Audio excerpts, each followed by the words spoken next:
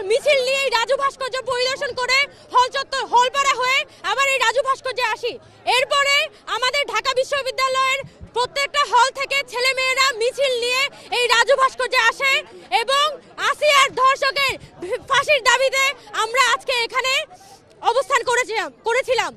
আজকে এই প্রোগ্রাম শেষে এই রাজু ভাস্কর্য থেকে ঢাকা বিশ্ববিদ্যালয়ের শিক্ষার্থীদের পক্ষ থেকে আমরা ধর্ষণ বিরোধী মঞ্চ ঘোষণা করলাম।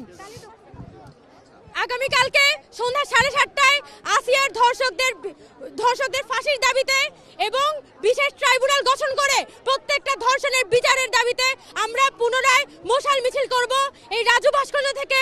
আগামীকালকে 7:30টায় সন্ধ্যা 7:30টায় ইফতারির পরে আমরা প্রত্যেকটা হল থেকে মিছিল নিয়ে এসে এই রাজু ভাস্কর্য থেকে আমরা মশাল মিছিল বের করব। এটাই আমাদের আগামীকালকে কর্মসূচি।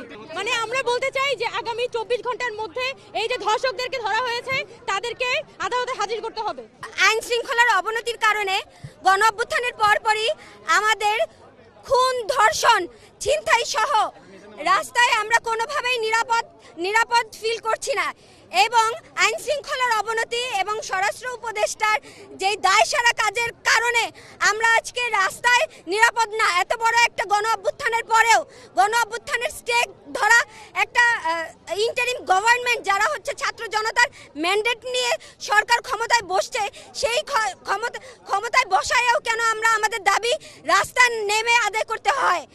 আপনারা দেখেছেন আসিয়াকে যেইভাবে ধর্ষণ করা হয় এবং মানে তাকে মৃত্যুর মুখে ঠেলে দেওয়া হয়, এই যে ভয়ঙ্কর একটা মানে ঘটনা, সেটা হচ্ছে একদিনে ঘটে নাই, এর আগেও অনেক ঘটনা ঘটে গেছে অলরেডি, এখন পর্যন্ত ঘটছে। আমরা যদি দৃষ্টান্তমূলক শাস্তি এটা না নিশ্চিত করতে পারি, আমরা ছাত্র জনতারা আগামীকাল 7:30টায় রাজু থেকে মশাল মিছিলে বের হব এবং আমাদের হচ্ছে আলটিমেটাম তখন ঘোষণা দিব।